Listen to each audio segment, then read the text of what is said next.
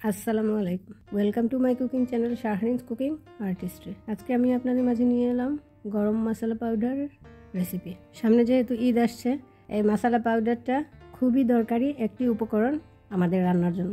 তাহলে ফুল রেসিপিটি দেখার জন্য আমার সাথেই থাকুন।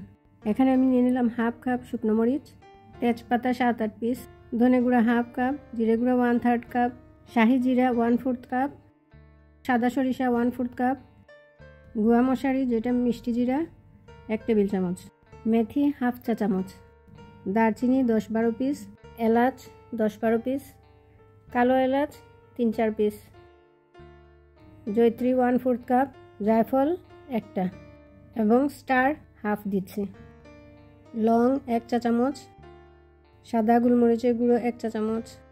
এখন আমি এগুলোকে অল্প আছে মচমচে করে টালবো। খুবই সময় নিয়ে টালতে হবে যেন সবগুলো একদম মচমচে হয়ে যায়।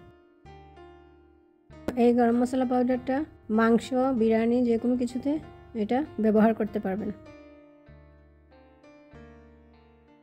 একদম অল্প আছে আস্তে আস্তে করে টালতে হবে, না হলে মচমচে হবে না এবং ব্লেন্ডটাও ভালো হবে না।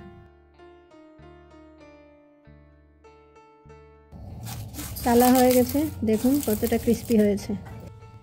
এখন আমি এটাকে ঠান্ডা করে নেব। ঠান্ডা করার পর একটি গ্রাইন্ডারে গ্রাইন্ড করে নেব। খুব ভালো করে গ্রাইন্ড করে নেব যাতে এটা চালতে না হয়। এখানে আমি হাফ চা চামচ হলুদ গুঁড়ো অ্যাড করে দিচ্ছি, এতে কালারটা সুন্দর আসবে।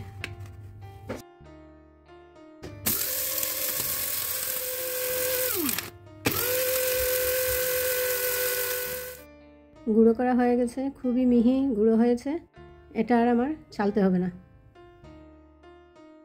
এখন আমি এটাকে ভালো করে মিক্স করে ঠান্ডা করে নেব।